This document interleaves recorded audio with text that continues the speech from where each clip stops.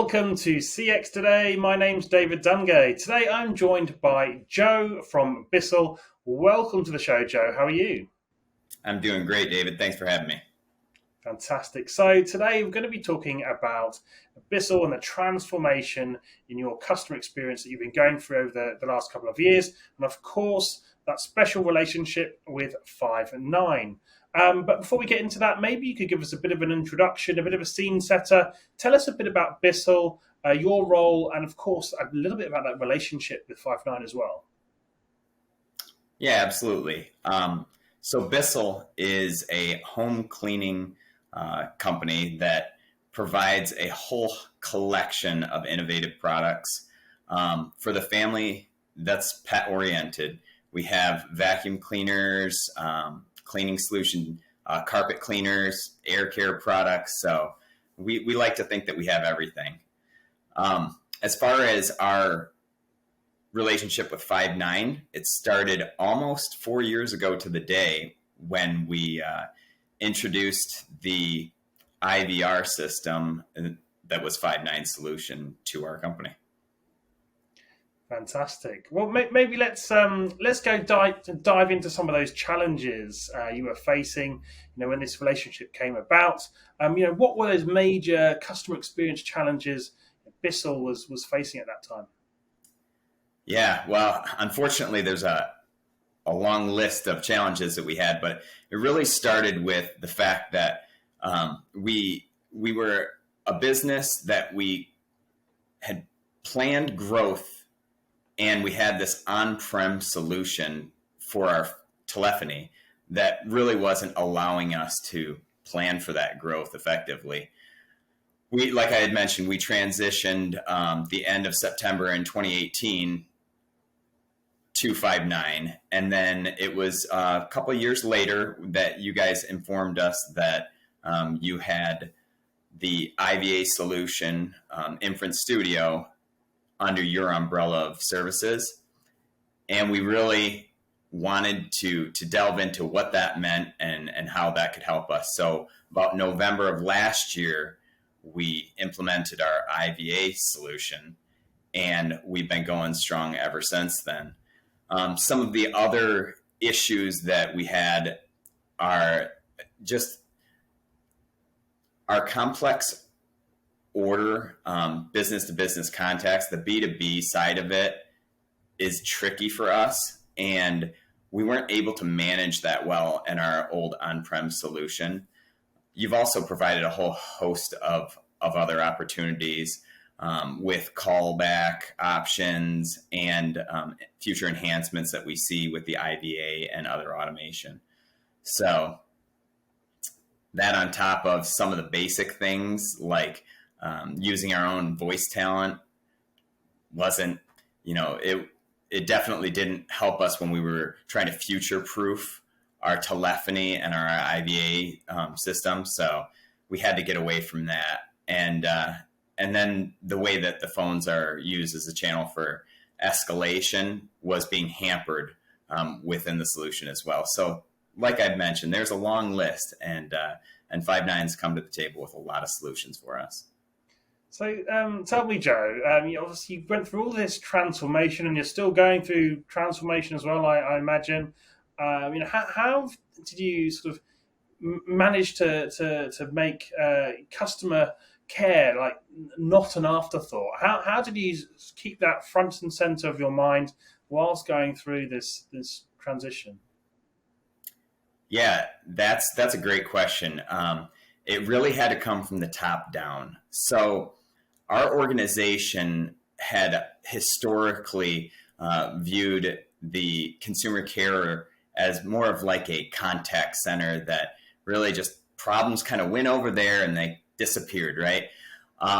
And what myself and my manager were trying to get across the organization over the last several years was really this focus on the voice of the consumer is something that this feedback that we're getting is something that we need to hold near and dear. And it's telling us a lot.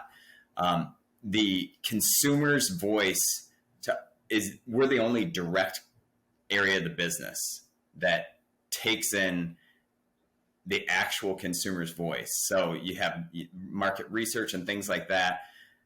They don't necessarily know if you're using the consumer who's already buying our products, but we knew every person that called, bought our product, came to us, had an issue or a problem or some type of need, and we were there to fill it. So that shift internally to change the hierarchy was the start of it. Once we got the ball rolling there, that's when the real change started happening. We the typical pillars in an organization, we now have a CX pillar, right? So the consumer experience is paramount. We knew over the last 10 years, as the consumer landscape started shifting, that we wanted to be a part of all those conversations that were out there happening. And because they were going to happen with or without us. So we had to choose to be a part of that. So we've ramped up our social media and influencers and influence that our consumer care group has out there. We've tried to expand our automation on our website, and our telephony, and all of that really falls under that consumer experience to heighten that in the minds of all of the users of the Bissell products. Fantastic. So tell me, obviously you're using various parts of the Five9 portfolio. You mentioned a few of them already. Where did you see, or where are you seeing that greatest ROI when it comes to what you're using there? Yeah, so right out of the gate, the IVR system, our phone systems, proved to be a wise move. But I would have to say the recent work that we've done with our IVA, our virtual assistant on the phone system, has by far been the greatest ROI. Now we're still trying to prove it out. So, I don't really want to share what we've seen as we haven't dialed it in exactly where we want it to be, but it's a work in progress, right? Like consumer care on the overall is. We're constantly shifting and changing and tweaking and polishing what our offering is so that we can make that consumer experience effortless, really. Yeah, absolutely. So, tell me, Joe, automated versus non-automated tasks, what's driving value for your customers on these two fronts? Yeah. In a nutshell, the way we balance the automated approach versus the non-automated approach is through the data, right?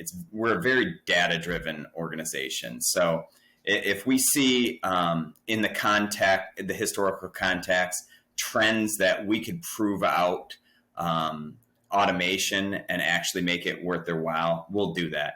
Now, obviously, you have that delicate balance, right?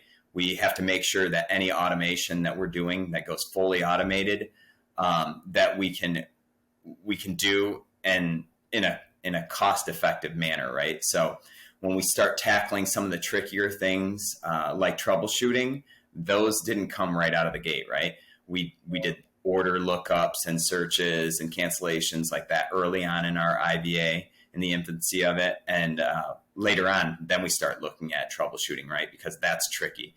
As I mentioned, we're a long-standing family-owned company. It's 146 years almost to the day as well, and we have products that we're supporting that go all the way back to some of those historic sweepers. So there are thousands upon thousands, tens of thousands of products that we're supporting, and troubleshooting can be pretty tricky. So that's really how we do it. It's the lift that it takes and the experience and the amount of contacts that it's going to impact. So looking forward, obviously this is a fast growing landscape and evolving landscape as well as when it comes to customer experience. And what are you seeing as the next wave of opportunity for you? And how is Five9 really helping you take advantage of that? Yeah, so you know what? Five9's been a great partner. You guys have provided us with new opportunities to integrate into our systems. And I think that's really what we're looking for. We're looking for thought leadership, and you guys have brought that to the table. When I look at how I'm shaping our consumer experience in the care realm, I really don't want to be told what's right or what's not.